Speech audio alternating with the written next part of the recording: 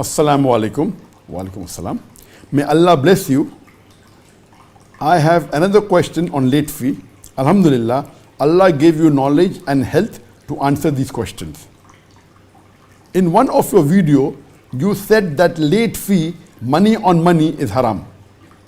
Now I just wanted to know, is late fee in a library for delaying returning of the book taken is halal or haram? Jazakallah khair.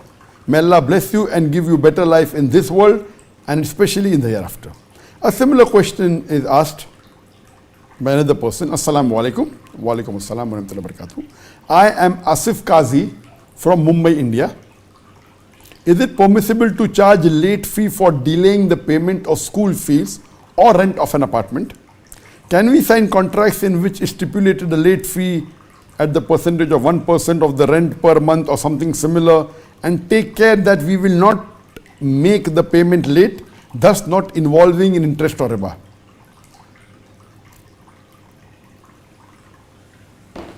The question asked by the brother is, the first question is that I had said that late fee is haram. So if we return a book late in the library, are we allowed, is it permitted to charge late fee? Can we give late fee? And a similar question is asked by a person that can a school, if we delay the school in payment of the school fees, can the school charge late fee, and is it permitted in Islam? Or a rent of an apartment, if we pay later than the due date, can the owner of the apartment charge late fee? Is it Islamically permitted? As far as charging a late fee if the payment is delayed, for example, if there is a school fee which has to be paid by the 10th of every month, and if the school says that if you pay after the 10th of the month, you have to pay a late fee of 100 rupees or 50 rupees or $2 or $5, this is not permitted in Islam. It will be counted as riba.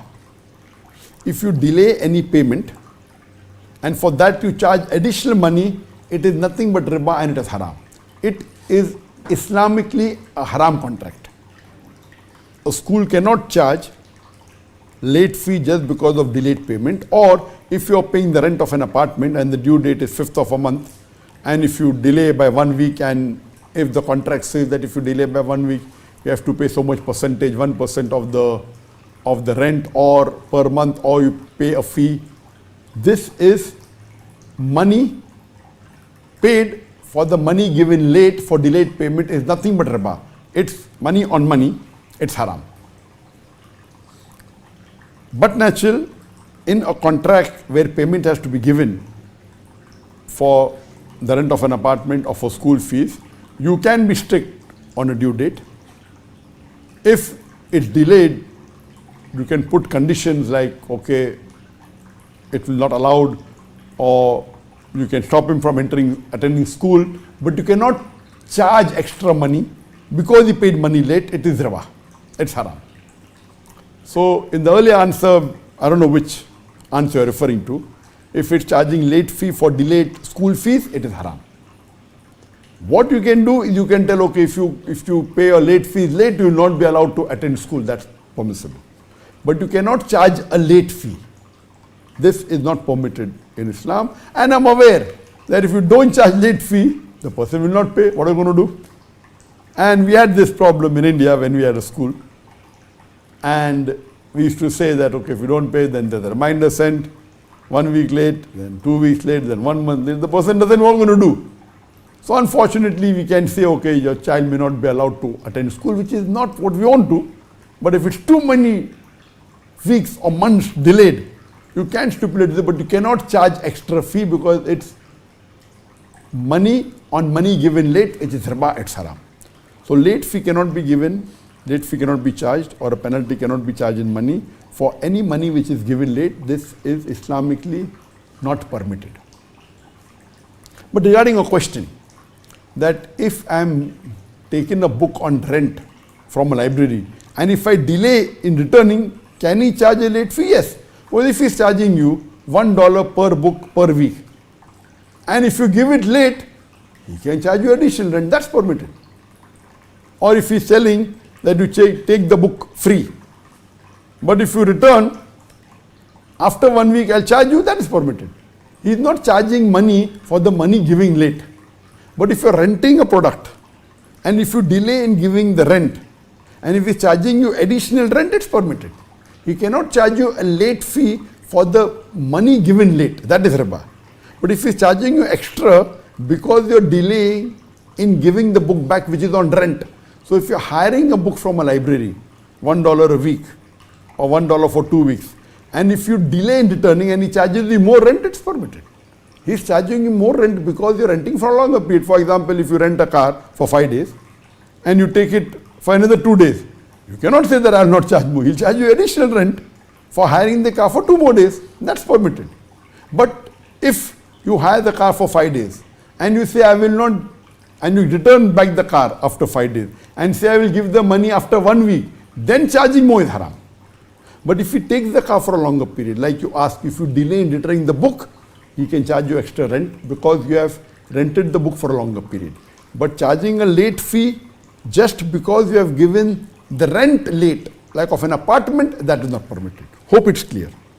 So signing a contract also saying that you will give extra money if you pay late is also a haram contract.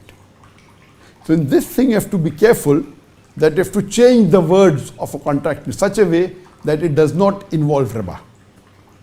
But unfortunately, most of the contracts that are there in most parts of the world, even in Muslim country, unfortunately have this clause of late fee, if you pay late, etc., which is not Islamically correct. So Muslim having such a contract, if you are the owner of an apartment, if you rent an apartment and you put the clause that if you give late, you'll have to pay extra money, it's haram. You cannot make a contract. Neither can you make such a contract for renting your apartment. Neither can you sign a contract if you are renting the apartment somewhere else.